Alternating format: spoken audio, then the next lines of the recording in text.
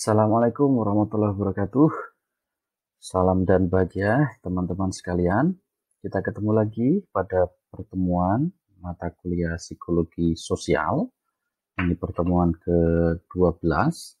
Dan pada kesempatan kali ini kita akan membahas tentang tema itu altruisme dan perilaku prososial. Di pertemuan-pertemuan sebelumnya kita membahas tentang hal-hal yang sifatnya konfliktual gitu ya, ada prasangka, ada stereotip, ada diskriminasi, kemudian video terakhir kemarin kita bicara soal agresivitas.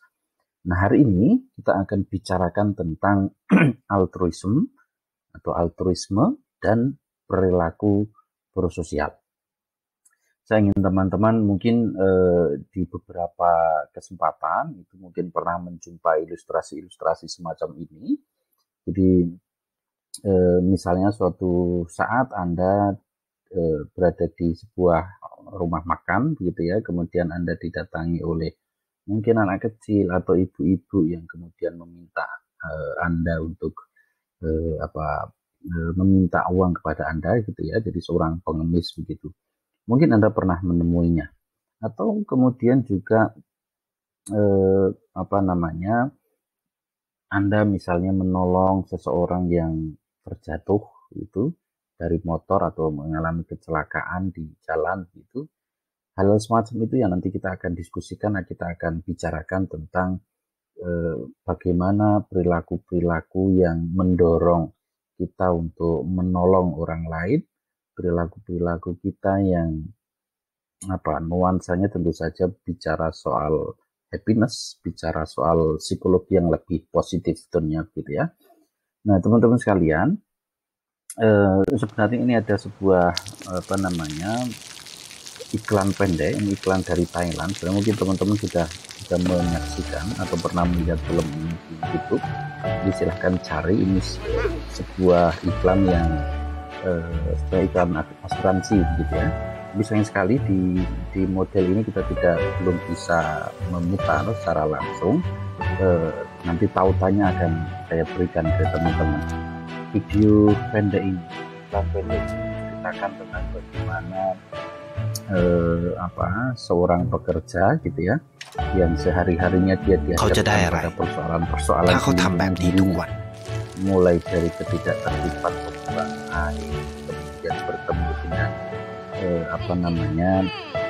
seekor anjing yang dia kelaparan, dia bertemu dengan seorang ibu dan anak kecil, anaknya gitu ya, yang mengemis di jalanan, dia bertemu dengan seorang ibu yang mendorong gerobak untuk jualan, kemudian di malam hari misalnya di apartemennya dia mengetuk pintu kamar seorang nenek dan memberikan setandan pisang. Contoh bagaimana iklan yang menyentuh, yang bicara soal altruisme dan perilaku prososial. Nah, teman-teman sekalian, ini saya kira fenomena-fenomena ini teman-teman bisa lihat di dalam kehidupan kita sehari-hari tentang bagaimana kita memiliki sisi untuk saling menolong, untuk saling membantu bagi mereka yang kemudian membutuhkan. Lalu apa itu pengertian dari altruisme dan perilaku prososial? Kita lihat dulu beberapa pengertiannya. Perilaku prososial itu adalah perilaku yang positif, atau dengan kata lain adalah perilaku yang menguntungkan orang lain. Ini menurut STAT di tahun 1978. Jadi perilaku positif yang menguntungkan orang lain. Atau kemudian ada Baron dan Berne, dia mengatakan bahwa tingkah laku prososial atau perilaku prososial itu tindakan menolong yang menguntungkan orang lain tanpa harus menyediakan suatu keuntungan langsung pada orang yang melakukan tindakan tersebut atau kita yang melakukan tindakan tersebut, yang mungkin melibatkan suatu resiko bagi orang yang menolong. Jadi kalau pengertiannya stop tadi hanya sampai pada perilaku positif yang menguntungkan orang lain, Baron dan Berne kemudian menambahkan tekanan di sana, tindakan positif atau menolong yang menguntungkan orang lain tanpa kita mendapatkan feedback atau kita mendapatkan keuntungan, tetapi bisa juga jadi melibatkan sebuah resiko bagi kita yang melakukan tindakan itu, bagi kita yang menolong. Ini saya kira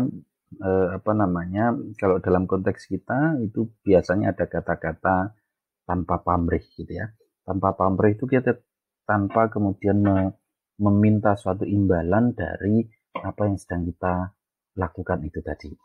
Itu dua pengertian yang sering dibahas ketika kita bicara soal prosocial behavior.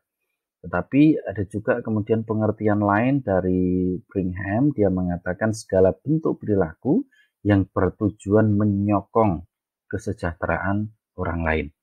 Jadi segala bentuk perilaku pertolongan yang tujuannya itu untuk meningkatkan kesejahteraan orang lain. Pengertiannya Brigham ini menjadi lebih luas gitu ya, karena tujuannya bukan hanya karena menolong itu tadi, tetapi berpikir bahwa dengan menolong itu mampu atau membuat orang lain menjadi lebih sejahtera dibandingkan tentu saja dengan keadaan saat di mana dia menolong itu tadi. Gambaran yang lain, Richmond dan Jobs dia menjelaskan pula bahwa perilaku prososial itu perilaku yang mempunyai konsekuensi sosial yang positif dan yang memberi atau memperbaiki kesejahteraan fisik maupun psikologis orang lain. Nanti teman-teman lihat video ini berkenaan dengan bagaimana tindakan-tindakan itu sesungguhnya sudah dilakukan, sudah dicontohkan di dalam pengalaman kita sehari-hari, tetapi di dalam iklan ini juga saya kira ini iklan yang relatif menyentuh bagi kita. Nanti teman-teman silakan dicek di sana. Itu perilaku prososial. Kemudian apa itu altruism? Dua hal ini sebenarnya relatif dekat secara pengertian. Altruism itu perilaku yang dilandasi motivasi untuk kebaikan orang lain dengan pengorbanan. Baron kemudian mengatakan juga tingkah laku yang merefleksikan pertimbangan untuk tidak mementingkan diri sendiri demi kebaikan orang lain. Jadi tekanan dari altruism ini secara definitif dibandingkan dengan perilaku prososial tadi adalah bahwa dengan altruism itu bisa jadi ada sisi pengorbanannya.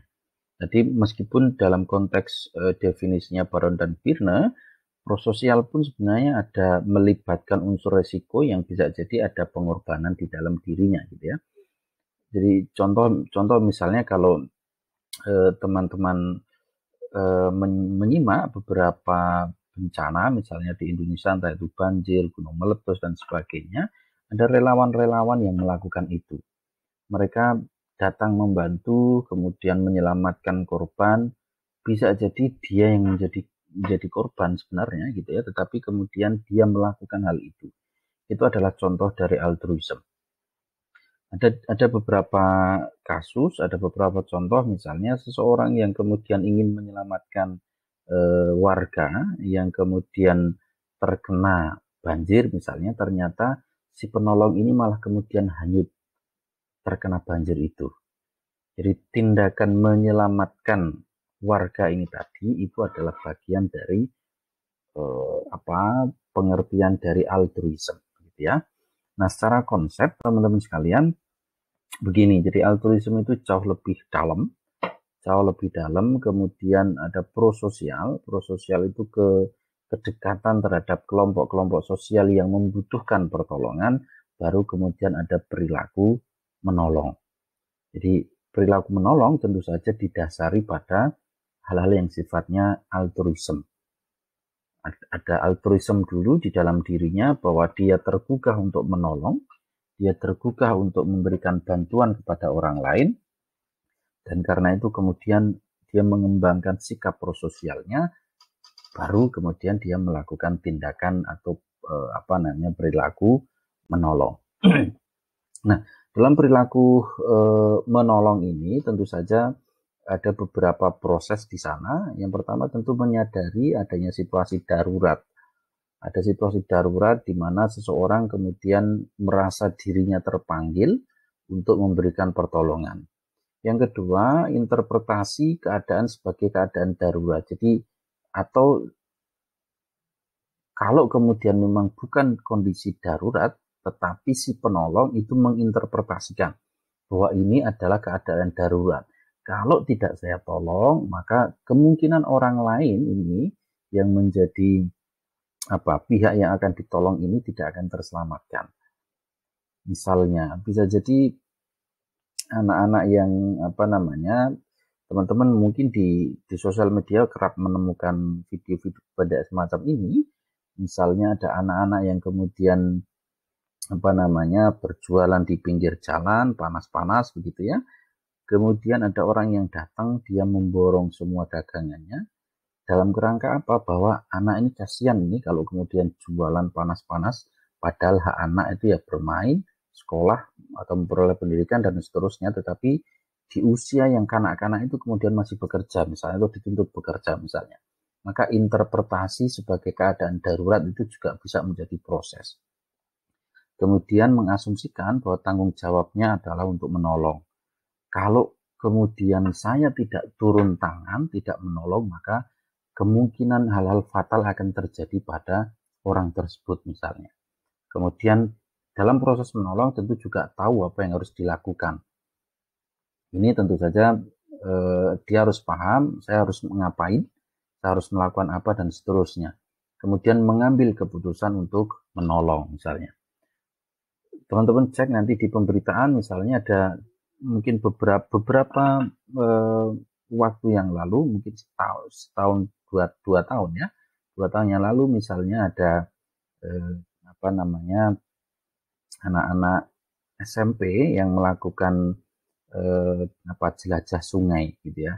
Ini di Sleman, kejadiannya di Sleman, sore hari mereka susur sungai, kemudian dari atas, dari Gunung Merapi, hujan lebat, dan kemudian sungai itu banjir. Dan beberapa siswa itu kemudian hanyut.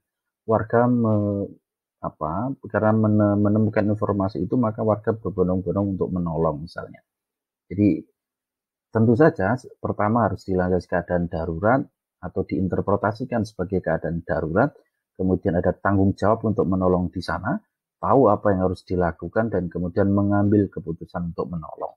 Ini secara proses di dalam skema psikologis kita, proses perilaku menolong itu seperti itu. Nah, faktor-faktor apa yang kemudian berpengaruh terhadap perilaku prososial? Yang pertama tentu saja menolong. Ada beberapa faktor kenapa seseorang itu menolong gitu ya. Ini yang pertama tentu saja menolong yang Anda sukai.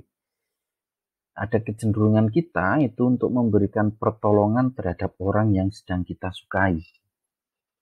Jadi Anda cek dalam diri Anda kalau sedang naksir seseorang, Anda itu seolah-olah ingin terus memberikan perhatian, memberikan pertolongan kepada orang yang Anda taksir. Meskipun misalnya tidak dalam keadaan darurat misalnya. Jadi ini semacam gambaran yang pertama bahwa kita itu memiliki kecenderungan untuk menolong orang yang kita sukai.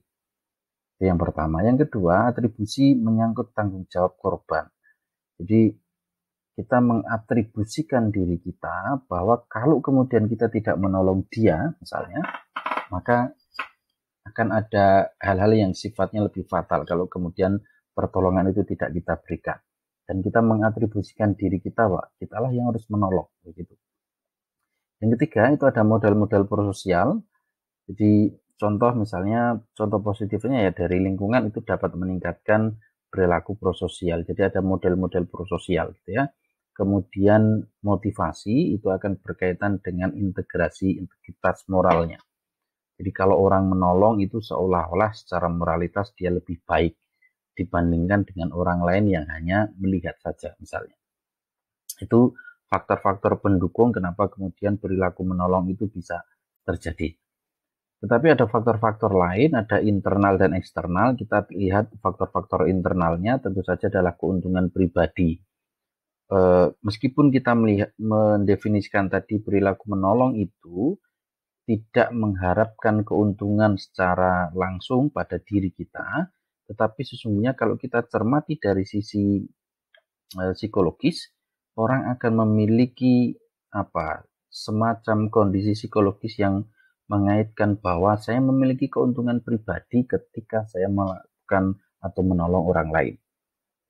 Tuh kan, saya kalau tadi tidak saya tolong, kalau tadi saya tidak teriak-teriak, mungkin dia sudah akan hanyut, mungkin dia sudah akan mati misalnya. Kalau saya tidak melakukan ini, mungkin itu tidak akan menyelamatkan dia misalnya. Jadi keuntungan tentu saja bukan sekedar material, tetapi kemudian ada keuntungan yang sifatnya psikologis. Dalam kasus kecelakaan susur sungai di Sleman tadi misalnya, ada 2 orang bapak yang kemudian dipanggil oleh sebuah stasiun televisi dan dia diberi hadiah sekian puluh juta. Dia diberi hadiah sekian puluh juta karena kemudian menyelamatkan beberapa anak yang hanyut dari sungai yang sedang banjir itu. 2 bapak ini mendapatkan keuntungan pribadi. Tetapi kemudian dia mengatakan bahwa ini kami terima dan akan kami berikan ke lembaga-lembaga di masyarakat kepada mereka yang lebih berhak. Artinya bukan untuk mereka kantongin sendiri, gitu ya. Faktor internal yang lain adalah norma dan nilai pribadi. Jadi tentu saja norma ini dibangun dari aturan-aturan sosial yang berkembang, cara seseorang kemudian menginternalisasikan sifat baik, praktek baik dan seterusnya, dan itu menjadi nilai pribadinya. Kemudian ada empati. Empati tentu saja menjadi bagian dari faktor internal yang penting di dalam proses itu. Kemudian ada pengalaman dan suasana hati. Bisa jadi misalnya si pelaku pernah mengalami sesuatu yang sama pada keluarganya misalnya, tapi juga suasana hatinya yang kemudian mengharuskan dia untuk menolong. Ada faktor kepribadian di sana, ada faktor religiusitas di sana. Menolong itu ya bagian dari keimanan. Kemudian juga ada penyebaran soal tanggung jawab. Yang lain, faktor eksternal itu berkaitan dengan budaya. Dalam kelompok tertentu misalnya ya budaya menolong itu menjadi perilaku umum yang harus dikembangkan. Tapi juga ada yang disebut sebagai bystander effect, misalnya kehadiran orang lain.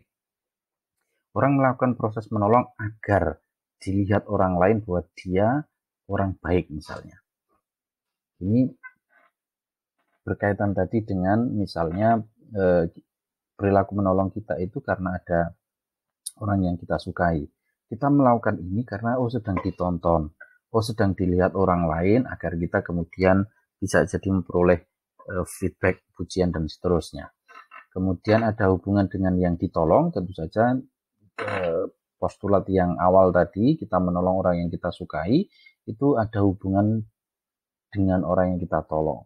Semakin hubungan kita erat dengan orang yang kita tolong, maka faktor itulah yang kemudian berpengaruh besar. Kondisi lingkungan juga begitu, keluarga juga begitu. Jadi faktor-faktor ini yang kemudian internal dan eksternal ini yang ada pada diri manusia yang berpengaruh pada perilaku prososialnya, mempengaruhi prososial behaviornya. Nah, di sisi lain sebenarnya motif perilaku menolong ini tentu saja juga berkaitan dengan self-interest, integrasi moral, dan hipokrisi moral. Ini sudah kita singgung tadi di bagian awal bahwa berkaitan dengan self-interest, pemusatan tingkah laku didasarkan pada kepuasan pribadi. Kita menolong itu punya kepuasan pribadi. Teman-teman bisa lakukan penelitian ke teman-teman yang menjadi bagian tim SAR gitu ya. Kemudian juga relawan-relawan bencana misalnya pasti self-interest mereka tinggi untuk menolong.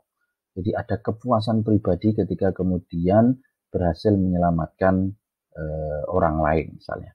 Kemudian juga berkaitan dengan integritas moral, motivasi untuk bermoral dan benar-benar terlihat dalam tingkah laku yang moral itu tentu saja juga menjadi bagian dari motif perilaku menolong itu.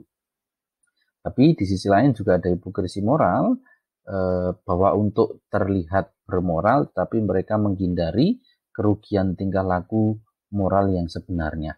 Menolong agar tidak begini. Ini berkaitan dengan hipokrisi moralnya. Kemudian teman-teman, motifnya ada banyak. Tadi kalau self interest itu ya fokus pada kebutuhan dan keinginan pribadi, benar-benar muncul di dalam dirinya. Kemudian integritas moral itu berkaitan dengan tingkah laku bermoral, adil, suka menolong, bertanggung jawab, dan seterusnya. Kemudian di sisi itu ada konflik soal self interest dengan integritas moral. Biasanya kemudian perilaku menolong itu muncul ditentukan kekuatan dominan antara self interest dengan integritas moralnya. Tapi kalau kemudian hipokrisi itu akan berkaitan dengan tingkah laku yang tampaknya bermoral. Saya menolong karena ingin memiliki tujuan tertentu misalnya. Kemudian apa hubungannya antara emosi dan prososial? Ini setidaknya ada dua hal, ada emosi positif dan prososial. Ini kondisi emosi positif itu dapat meningkatkan atau menurunkan perilaku prososial. Jadi emosi positif kita itu sesungguhnya juga bisa meningkatkan dan menurunkan perilaku prososial kita. Yang kedua, emosi negatif dan prososial. Emosi negatif itu pun sebenarnya bisa meningkatkan atau menurunkan perilaku prososial. Ini dua-duanya sebenarnya berpengaruh dalam upaya membangun atau kemudian juga mengurangi perilaku prososialnya. Kita lihat misalnya terkait dengan tipe motivasi, misalnya orang-orang yang egoistik dengan kondisi psikologis misalnya menghindari hukuman, maka untuk merasa lebih baik melakukan tindakan menolong itu agar misalnya dia mampu atau setidaknya mengurangi hukumannya misalnya, jadi merasa lebih baik. Kemudian ada good mood misalnya, ketika kondisi psikologisnya sedang dalam kondisi good mood, perilaku menolong itu untuk melanjutkan perasaan baiknya, untuk mempertahankan mood baiknya gitu. Tapi kalau kemudian kondisi umumnya negatif atau depresif misalnya, dia melakukan tindakan atau perilaku prososial, perilaku menolong itu untuk menjadi lebih baik, agar dirinya merasa menjadi lebih baik. Tetapi ketika kondisi psikologisnya negatif, gitu ya, sedang tidak baik, maka perilaku prososial itu dilakukan agar dirinya itu menjadi lebih baik, gitu ya. Jadi berkaitan dengan emosi, kondisi psikologisnya, ini kemudian ada bagian-bagian lain kenapa kemudian melakukan alasan atau melakukan tindakan menolong itu karena dengan motif-motif semacam ini. Nah, ini model-model perilaku prososial, nanti silakan teman-teman cermati. Ada hipokrisi, empati, altruisme, motivasi menolongnya bagaimana, alasan mengapa kemudian terjadi pertolongan itu. Misalnya, orang mengobservasi situasi darurat misalnya, maka empatinya itu akan terbangun, dan ketika empatinya itu terbangun, korban butuh pertolongan, maka perasaannya kemudian ketika dia berhasil menolong, perasaannya akan menjadi lebih senang misalnya. Kemudian ada model mengurangi kebiasaan negatif, orang yang mengobservasi situasi darurat, kemudian motivasinya itu bahwa efek negatif dibangkitkan karena situasi darurat, maka dia akan mengurangi efek negatif di dalam dirinya dan seterusnya, gitu ya. Sehingga ada cukup banyak model perilaku prososial itu yang tumbuh di dalam diri kita. Nah, di mana kemudian tanggung jawab dan ekspektasi kita misalnya di dalam ruang-ruang semacam itu, gitu ya. Kemudian teman-teman, model-model dari perilaku prososial ini tadi sudah kita singgung di sini. Ada hipotesis empathic altruism.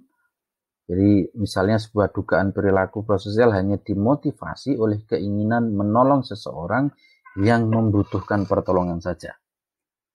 Jadi kalau ada orang bilang, saya minta tolong dong, maka dia akan memberikan pertolongan.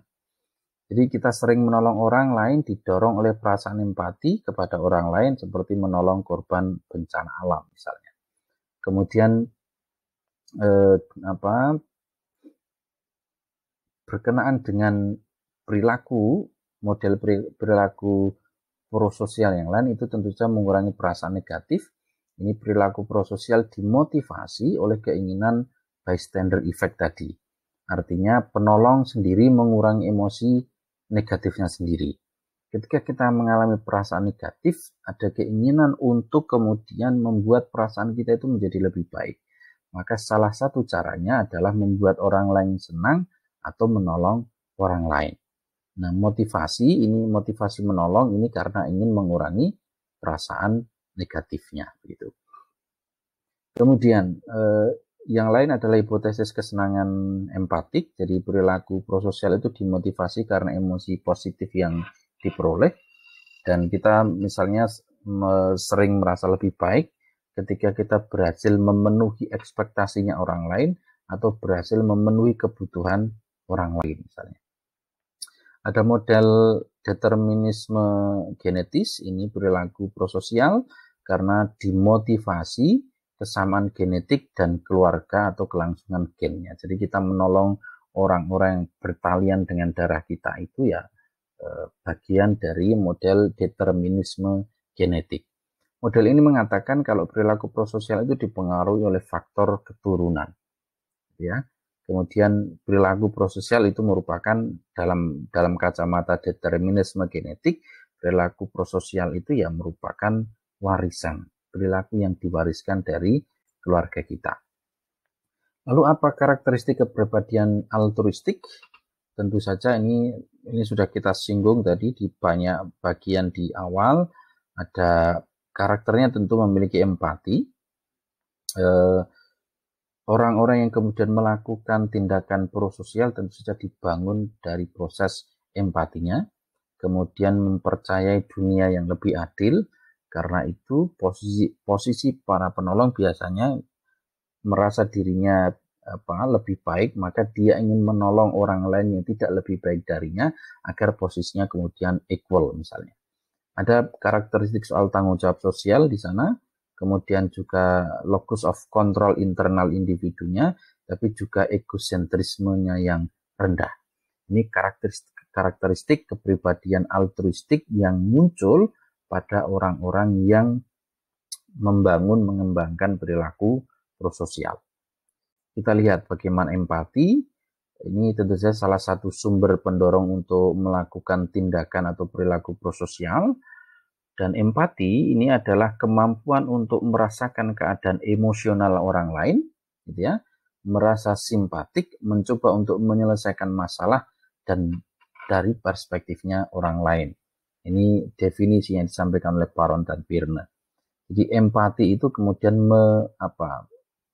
kita masuk ke dalam perspektifnya orang lain. Oh, kalau dia mengalami bencana, tentu dia sedang dirundung kesusahan, sedang dirundung kegelisahan, sedang dirundung sedih. Maka saya misalnya ketika ingin menolong ya saya akan masuk ke perspektif dia bahwa posisi saya dalam keadaan itu sebenarnya. Nah, komponen empati ini tentu saja ada afektif kognitif gitu ya. Jadi dari sisi afektif orang berempati itu merasakan apa yang dirasakan orang lain. Dari sisi kognitif itu memahami apa orang lain rasakan dan mengapa. Memahami apa yang orang lain rasakan dan mengapa. Proses memahami ini kan kognitif. Kalau merasakan tadi itu proses afektif. Contoh misalnya saya merasakan penderitaan rakyat. Saya turut merasakan penderitaan rakyat misalnya. Ini kata-kata yang sering diucapkan para politisi ya. Ini afektif. Tapi saya mengerti penderitaan rakyat, mengerti itu tentu saja proses memahami, ini adalah komponen kognitif. Oke. Nah, teman-teman sekalian, ada 3 cara bagaimana kemudian perspektif kita tentang perilaku prososial. Yang pertama tentu saja membayangkan bagaimana orang lain mempersepsi suatu kejadian dan bagaimana merasakan akibatnya. Cara membangun empati begitu ya. Yang kedua tentu saja kita bisa membayangkan bagaimana bila kita berada pada kondisi tersebut. Dan yang ketiga, melibatkan fantasi, merasa empati pada karakter fiktif misalnya. Jadi proses-proses kita untuk turut membangun empati itu bisa dilakukan dengan 3 hal itu tadi. Kemudian apa yang kemudian bisa dilakukan untuk meningkatkan perilaku prososial kita? Ini bagian terakhir dari pertemuan kita hari ini adalah yang pertama tentu saja menggunakan media untuk meningkatkan perilaku prososial. Di banyak sekali sosial media yang kita miliki, gitu ya, tentu saja proses-proses pembacaan, proses-proses untuk belajar sosial itu banyak. Maka gunakan media itu secara lebih benar agar proses perilaku menolong kita itu bisa menjadi lebih baik. Yang kedua, menganggap orang lain menjadi bagian dari kita. Tentu saja tidak kemudian membedakan, karena dia berbeda dari saya tidak akan menolong, itu tidak boleh dilakukan. Maka untuk kemudian membangun atau meningkatkan perilaku menolong, kita menganggap bahwa orang lain itu adalah bagian dari diri kita. Kalau toh kemudian tidak seagama misalnya, maka kita masih sebangsa.